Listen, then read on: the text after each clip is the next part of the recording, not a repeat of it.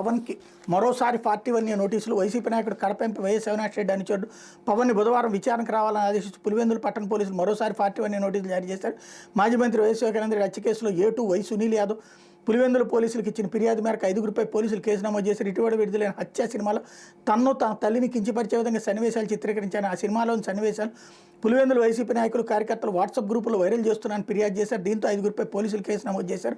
MP Avinash Reddy అనుచరుడు YCP కార్యకర్త పవన్ కుమార్ నిర్వహిస్తున్న వైఎస్ అవినాష్ యూత్ వాట్సాప్ గ్రూపులో హత్య సినిమాలోని సన్నివేశాలను పదే వైరల్ చేస్తున్నారని గుర్తించిన పోలీసులు ఆయన ఈ కేసులో A1గా చేర్చారు. ఇప్పటికే పోలీసులు ఆయన 2 రోజులు విచారించారు. మరోసారి విచారణకు రావాలని గతంలో నోటీసులు ఇచ్చిన మంగళవారం విచారణకు హాజరు కాలేదు. దీంతో మంగళవారం మరోసారి 41 నోటీసులు జారీ చేశారు. బుధవారం పట్టణ పోలీస్ స్టేషన్లో విచారణకు హాజరు కావాలని నోటీసులో పేర్కొన్నారు.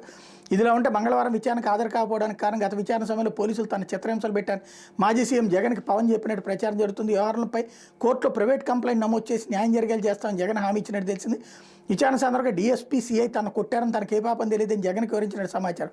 దీనిపై జగన్ స్పందిస్తూ పోలీసుల చర్యను చూస్తూ ఊరుకోబోమన్నారు అన్నట్టు వార్తనే హైలైట్ చేసి ఒక సినిమాలో బిట్ని షేర్ చేస్తే కూడా కేసులు కట్టచ్చు అంటే కనుక ఇక ప్రతి దాంట్లో ఇప్పుడు వివేకం సినిమాది ఎంతమంది షేర్లు చేసి ఉంటారు. ప్రతి దాంట్లో ఒక కేసు పెట్టాలి అన్న ఉద్దేశంతోనే కేసులు పెట్టుకునేటటువంటి ధోరణి సాగుతూ ఉంది. ఇదంతా గొప్పగా అదే ఇదివరకు తెలుగుదేశం వాళ్ళ మీద ఇట్లా కేసు పెడితే కనుక ఏది షేర్ చేస్తే కూడా కేసేనా అన్నటువంటి మాటలు ఆ రోజున మాట్లాడారు. రోజు మారిపోతుంది, రూటు మారిపోతుంది, మాటల్లో మార్పు వచ్చేస్తుంది. ఇది దినపత్రికలో